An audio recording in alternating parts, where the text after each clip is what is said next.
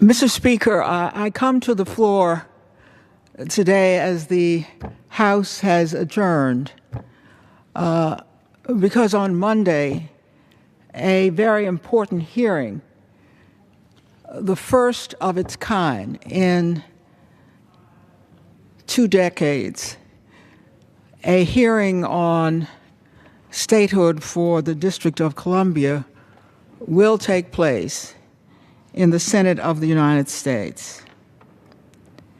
The hearing is called by Senator Carper, the chair of the Jurisdictional Committee. This hearing takes place at a time and in a season when we have seen unusual progress for statehood for the District of Columbia. In the Senate, the majority leader himself became a co-sponsor of the bill, indeed announced it with great excitement. Very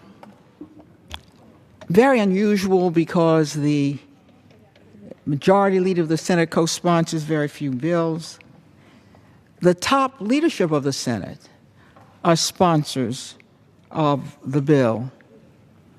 The bill has more House and Senate sponsors than it has ever had. That's normally called momentum, Mr. Speaker. Now, when I say we're having the first Senate hearing in 2 decades, it's not because we haven't tried to get a Senate hearing or because a Senate or House hearing on statehood was what was on the agenda for the immediate period. To be sure, the District of Columbia residents have tried many ways to get their equal rights to other American citizens. There's been a House Voting Rights Act. I would have the vote on the House floor as I speak, had an amendment not sought to wipe away all the gun laws of the District of Columbia. There have been bills for House and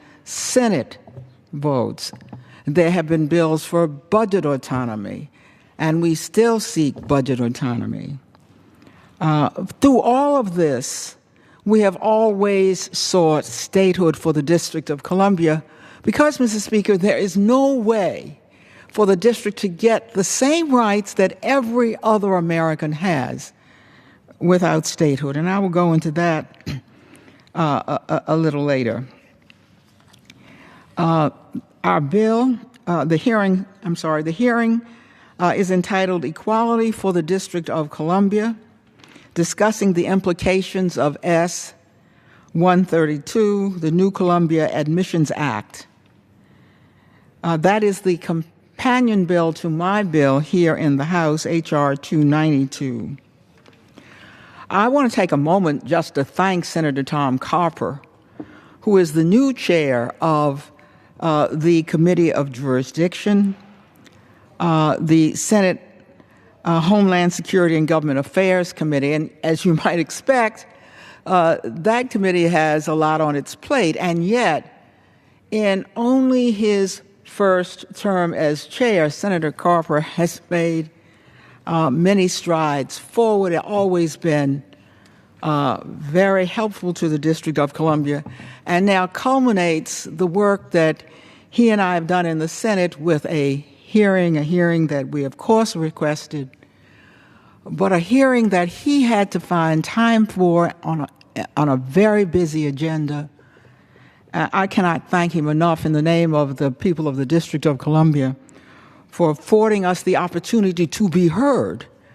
We do not pretend that statehood is around the corner. We do know this, that if we do not continue to use vehicles like hearings to put the matter before the House and the Senate and before the people of the United States, we cannot build to the point where we can achieve what we will achieve, which is statehood for the 650,000 people who live in the nation's capital. I do want to say, when I say this is the first hearing, I do want to say that Senator Joe Lieberman, who was the prior chairman of the Senate Homeland and Government Affairs Committee, was also a great champion for statehood. And he actually, while he didn't have a hearing, he did have a markup for statehood. And yet and indeed there was a hearing for statehood when my first bill, the bill when I first came to Congress in the early 90s, came to the floor, and we got the first and only vote for statehood for the District of Columbia. There was a Senate hearing. It was not a jurisdictional hearing, and that's what this hearing is. Therefore, it is a landmark hearing. It is a historic hearing. And that's why I felt it merited my coming to the House floor today. On top of that momentum that we have now seen in the Senate, and I shouldn't leave this subject without mentioning the momentum that has been here in the House. We have Republican and Democratic support for budget autonomy for the District of Columbia, for example. That is a very essential element of statehood, that it's your own budget, your own local funds, and nobody gets to look at it but you, your own jurisdiction. That's not what the district has now. That's what there are Republicans and Democrats who believe we should indeed have. There's not yet the kind of support for statehood that I expect to see in the House of Representatives, but we will be glad to work with the Senate and when the House, when it lives up to its own principles, that every American is entitled to be treated equally in the Congress and in our country. Quite aside from the progress we have seen in the House and the Senate on statehood and on the elements, the particular elements of statehood, we now have the formal endorsement of the President of the United States for statehood. And I would like to quote what he said when he endorsed the bill. I've long believed that folks in D.C. pay taxes like everybody else. They contribute to the overall well-being of the country like everybody else. They should be represented like everybody else. It's not as if Washington is not big enough compared with other states. It's absolutely the right thing to do, and end quote. And I'll have something to say about the population of the District of Columbia as compared with other states in a few minutes. Now, of course, I wasn't surprised that the President of the United States supported statehood, and the reason I wasn't surprised is because he has long supported and been on record as supporting all of the elements of statehood. Budget autonomy, the right of the people of the District of Columbia who raise $8 billion to spend their own money without coming to this chamber, which has raised not one penny of it. He has long supported that and has put that in his own budget. Legislative autonomy, so that the Congress doesn't have some say over the District of Columbia's laws. The President has put that in his own budget. And the President, going back to the time that he was in the Senate of the United States, supported voting rights for the District of Columbia. So there you have it, voting rights, legislative autonomy, budget autonomy, the elements of statehood. We have members of this House and of the Senate who have long supported all of them. We want to bring it all together with support of statehood for the District of Columbia. So there shall be then a historic hearing at, I believe it is 3 o'clock on Monday afternoon, with witnesses who are particularly able to speak to the issues. Professor Viet Dinh of Georgetown Law School, he's a professor of constitutional law, a former U.S. Assistant Attorney for Legal Policy in the Bush administration. That made him the highest policy official in the Bush administration. He has previously testified here in the House about the constitutionality of the voting rights, the D.C. House Voting Rights Act, he will testify as to the constitutionality of our statehood bill. Alice Rivlin, who, of course, was a vice chair of the Federal Reserve Board, a director of the White House Office of Management and Budget, and finally, as a D.C. resident, was called upon by the president to chair the Financial Control Board of the District of Columbia, will testify at that hearing. Now, of course, Dr. Rivlin is an expert on the nation's economy and on the finances of the District of Columbia. We're very pleased that Wade Henderson of the Leadership Conference on Civil and Human Rights will also testify, longtime champion of statehood and equal rights for the District of Columbia. The elected officials of the District of Columbia will testify, of course, the mayor, the chair of the city council, and I, also the statehood delegation. At the same time that we have been pressing on what amounts to two tracks for statehood, we have been making the progress I have indicated on the elements of statehood, such as budget and legislative autonomy.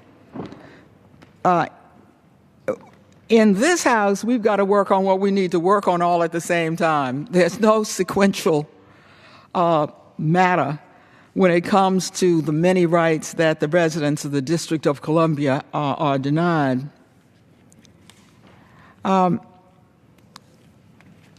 With the many things on which we have struggled for equality, one at a time, sometimes two or three at a time, statehood has always been what the residents, the American citizens who live in the District of Columbia have needed and wanted. And it is during this Congress that statehood has gotten its great footing. I do want to thank the growing statehood movement and coalition, the many residents who struggle for statehood and have helped us in so many ways, including many in the Statehood Coalition who went around asking for co-sponsors. But I think among the reasons that statehood has gotten so much momentum this year is that, the residents of the District of Columbia are kind of fed up with paying such high federal taxes without equal representation in the Congress of the United States. They have simply had it on second-class citizenship. As if to dramatize what it means to be a second-class citizen, there were several violations of the rights of the people who live in the District of Columbia as American citizens this year, which highlighted the need for statehood. The House actually passed two provisions that would overturn laws passed by the residents of the District of Columbia, laws that were local entirely in their nature. Imagine what would happen if the Congress tried to pass a law to overturn some law in Maryland or Virginia or Oklahoma or Utah or California or New Hampshire. People would think the Congress had lost its mind. Because of the anomaly of the status of the District of Columbia as a district and not a state, the Congress can meddle in, if you will forgive me, the local business of the District of Columbia. So two members decided to, and in fact got passed in this House, bills that overturned our local laws. I'm pleased to say that as of now, those bills have not seen and will not be passed in the continuing resolution that is pending in the House or the Senate. So thus far, we have been successful despite the passage of these two bills. One of them passed by Representative Tom Massey, a Republican who lives in Kentucky. He lives in a county of 11,000 people, has sought and actually got passed in the House, something I had to get taken out, a bill that would keep the District of Columbia, which has 650,000 people, from having any gun laws. None. All the local gun laws would be gone. This is a big city, people. The reason big cities have gun laws of the kind that you will not find in Kentucky is because of the differences we all respect in our country. Moreover, public safety, think about it, is the quintessential concern. You depend upon your own local officials who know you most, who know you best, whom you've elected to deal first and foremost with public safety.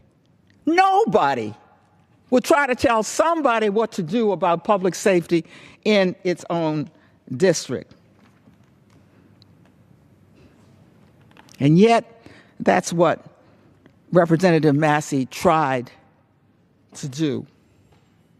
This in spite of the fact that in 1973, not yet for statehood, the Congress of the United States, recognizing how un-American it was to try to pass laws or interfere with the laws of a local jurisdiction, devolved local lawmaking authority to the residents of the District of Columbia. And until this year, most members on both sides of the aisle had respected that. To be sure, we've had to fight them off in prior years, but we had a long run where nobody tried to interfere with the local laws of the District of Columbia. This was surprising for us that Representative Massey, who is a Tea Party Republican who stands first and foremost for localism, would forget those principles when it came to the District of Columbia and try to interfere with local matters in this city. We had the same thing happen to another colleague, a Republican from Maryland who should have known better, who has a particular distaste for the decriminalization of marijuana laws that is going on all over the United States, 18 states so far, legalization in 2 states. So he tries to get a law, indeed got a law that we now have kept from getting through the Senate, that would block the district's recently passed marijuana decriminalization law. What this means is that there would be a fine rather than a conviction for possessing marijuana. The district didn't do it, by the way, for the reasons that some states, the 18 states, perhaps some of them did it, although some of them may have done it for the same reason we did it. Blacks and whites use marijuana at the same rate in the United States. In the district, 90% of those who had criminal convictions for possessing small amounts of marijuana were black. You know, half the population is black, half is white. These laws have had a obvious racial effect. I'm not for smoking anything, but I must tell you, I also don't believe that people ought to have a criminal conviction because they possessed it any more than have a criminal conviction for possessing alcohol. And in any case, whatever you think, it's not your business. It's a local matter. And the district ought to have the same right when it comes to local matters as anybody else has. This was Representative Andy Harris. And what was ironic about his trying to block the district's marijuana decriminalization laws at his own. He couldn't block it in his own state, Maryland, which has decriminalized marijuana. But perhaps what points it up most, the need for statehood, is what the district went through this past appropriation period when it almost got shut down. Not because of anything the city had done, but because this House and this Senate shut down. The district was an innocent bystander, but because the Congress still requires that the district's local budget pass through this House and Senate, the budget was up here. I'm telling you, it is a budget, $8 billion raised by the people and the businesses I represent. Not one dime of it federal money. A balanced budget, the likes of which the federal government has not seen since the Clinton administration. $1.5 billion in reserve, and there is virtually no state in the union that has that kind of reserves. And yet, when the federal government shut down, the District of Columbia was in jeopardy of shutting down. This despite the fact that I have a shutdown avoidance bill, that shutdown avoidance was in the president's budget but not passed. The mayor did the right thing for the first time in American history. He refused to shut down. What you going to do to him? What he did instead was to keep the district open but pay for our employees and our services out of contingency funds. Those funds were almost exhausted before the federal government finally opened up and the district didn't have to worry about spending its contingency funds. You face citizens with that kind of challenge over time. You obviously, they begin to feel that they have to find a remedy. Yes, residents have been trying to find a remedy for 200 years. And there are interesting historical reasons why it hasn't happened. But whatever those reasons are, the time is at hand when it is impossible to call yourself the United States of America, who believes in equality in the way citizens are treated throughout the world, and not begin to apply that same principle to the people who live in your own nation's capital. So we have been preparing for this hearing for some time. We took particular pains on what is called D.C. Emancipation Day. D.C. celebrates this day, April 16th, every year because it's the day that Abraham Lincoln freed the slaves in the District of Columbia.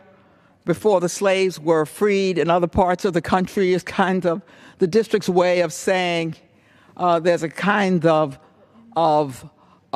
absence of freedom that still exists in your own nation's capital. As Emancipation Day came, by chance, the UN Human Rights Committee issued a report indicating that the denial of voting rights in the House and Senate to the residents of the District of Columbia was a violation of the International Covenant on Civil and Political Rights, a treaty which the United States signed in 1992. So let's be clear. By not granting equal citizenship rights to the people who live in the nation's capital, the United States, this Congress, is in violation of international law.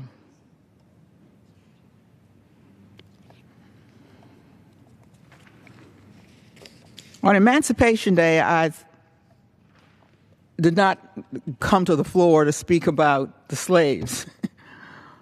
That was then. This is now. It's interesting because my great-grandfather was a runaway slave from Virginia and was in the District of Columbia on Emancipation Day. But Emancipation Day cannot be about nostalgia. And the residents of the District of Columbia put it to good use. And I thought what I ought to do was to, in preparation for what I knew Senator Carper wanted to do, to come to the floor to speak about why we should have statehood. What is it? What is it about the residents of the District of Columbia that merited statehood? Well, first, let's start with the most elementary of qualifications, and that is the population.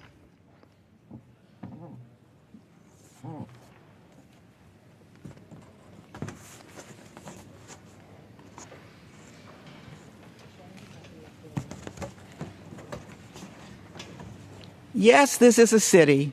Yes, it's called a district. It's the District of Columbia.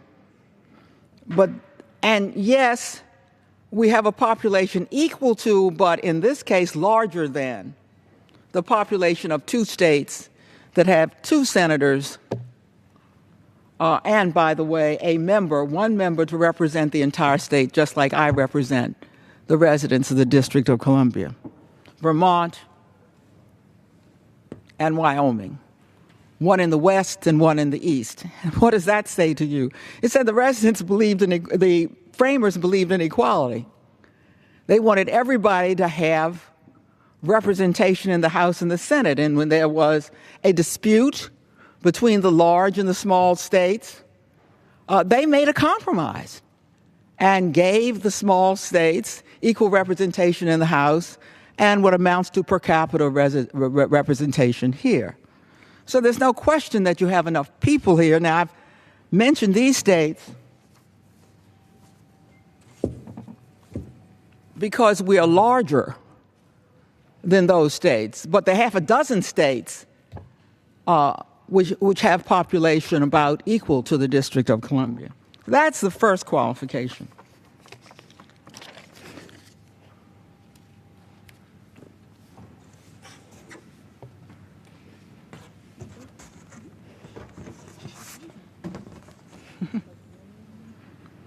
But let's take a look at the one that would probably get the attention of more Americans than any others.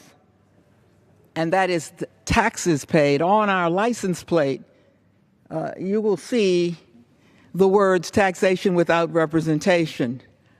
Let's put that to dollars and cents. We're not just talking about paying taxes without representation. I'm talking about paying more taxes per capita than any other jurisdiction without representation. Almost $12,000 per resident of the District of Columbia in taxes paid to support the federal government, which does not reciprocate with voting representation in the House and the Senate. I have the voting committee. As the representative of the District of Columbia, I have the same rights to come to this floor and to do everything else that other members do, except that which is emblematic of my citizenship and the citizenship of the people I represent. And that, of course, is the last vote on the House floor.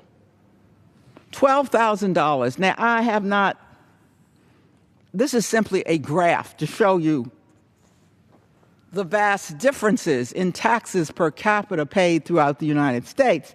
It goes from $12,000 down to Mississippi, which those citizens pay $4,000 per capita to the federal government, with the same rights that those who pay more, as should be the case, and it should also be the case that those of us who live in the nation's capital, who pay more and more than all others, should have the same rights as all others. just to dig down into what this means a little bit, Vermont, which I indicated is a state somewhat smaller than the district, pays about half the taxes, $6,000 per resident.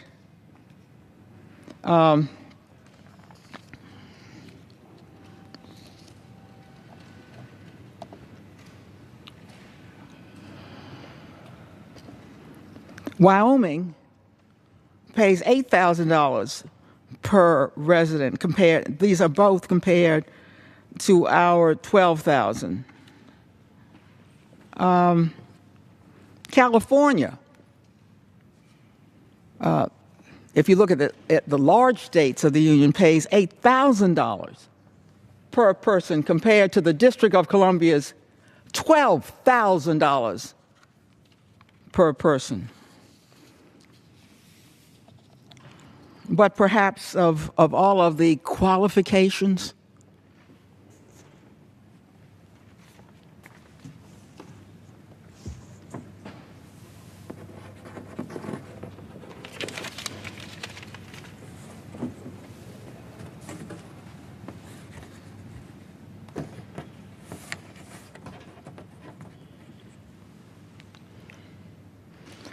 for statehood, none is more worthy than the sacrifices District of Columbia residents have made throughout the more than 200 years of our existence as the nation's capital for our country.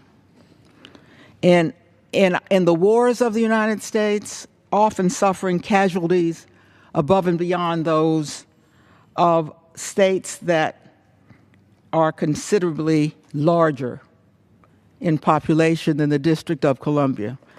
So let's look at just some of them for the major wars, the big wars of the 20th century.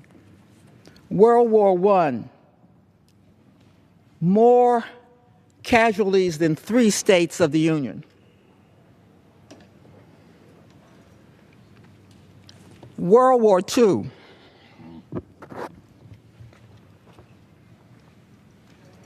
more casualties than 4 states of the Union.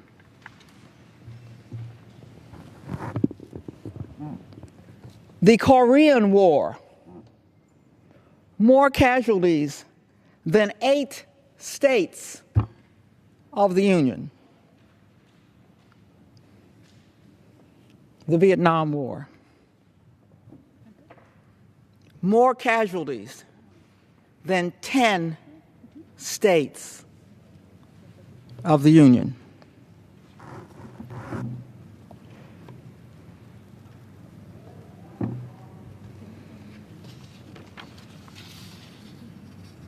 There is on the mall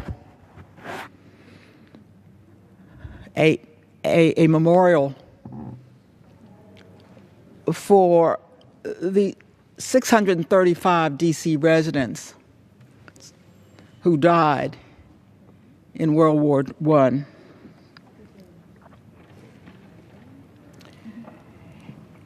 It is in that sacrifice that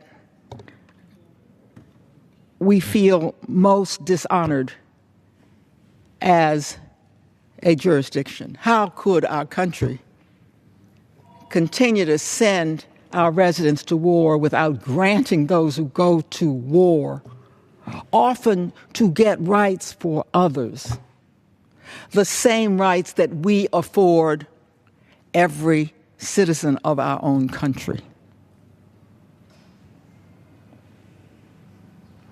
So all of the elements, the essential elements, even the one that it is hardest to endure without full equality, all of the elements of citizenship have long been made and by the citizens, by the residents of the District of Columbia, and all of the elements of statehood. So why not statehood? That is a fair question. What was wrong with the framers? Why didn't they make the District of Columbia a state in the first place? Well, nothing was wrong with the framers. The District of Columbia is a historic anomaly. It's a figment of history and of an incident in history that could not happen today.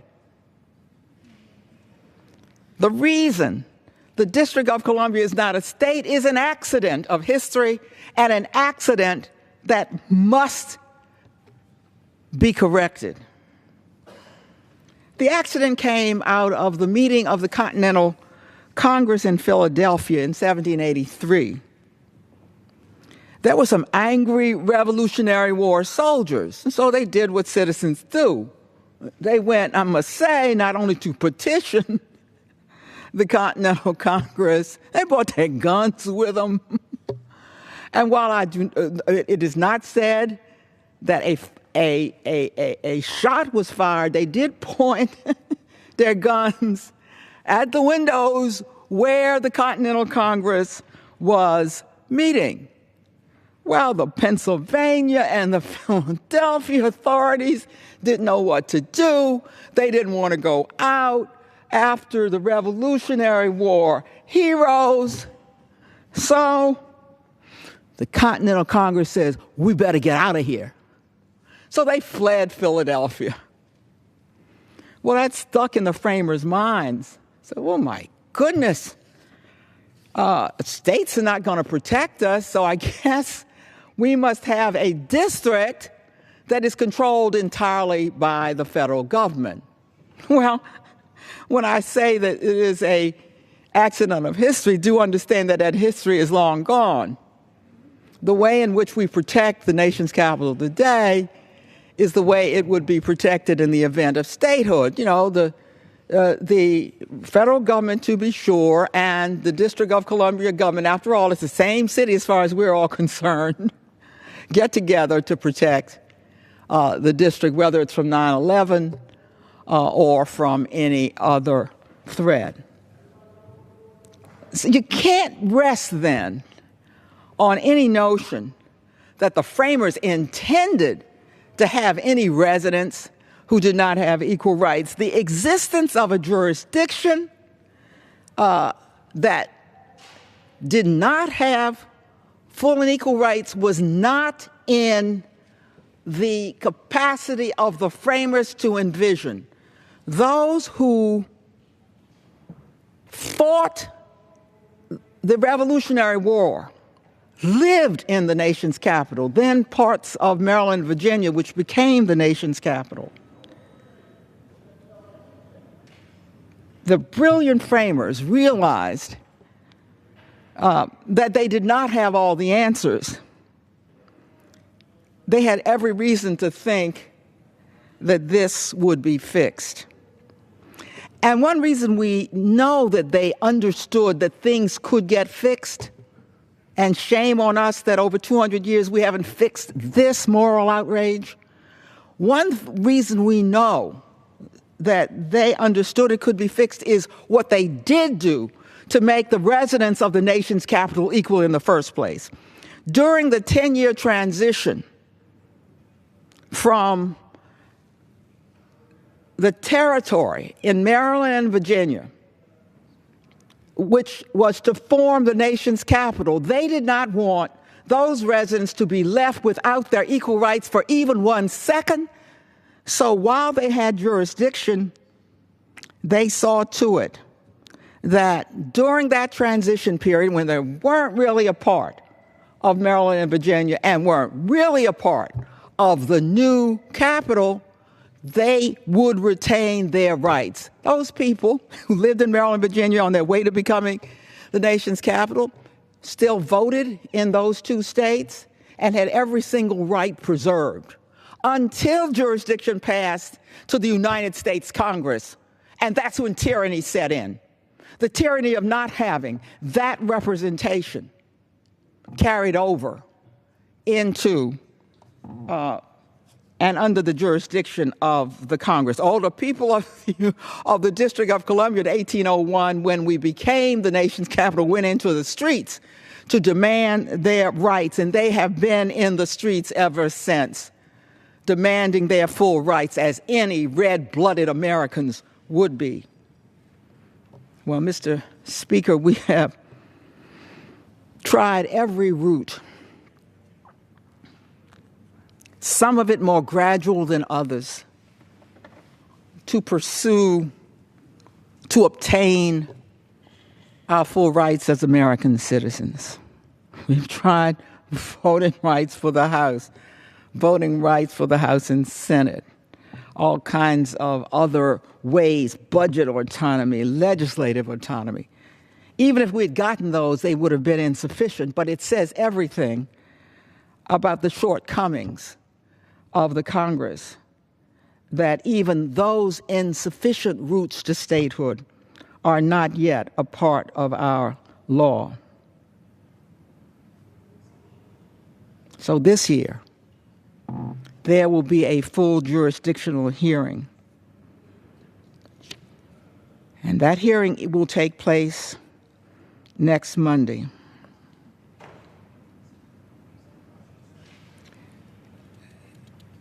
That hearing will set an important guidepost.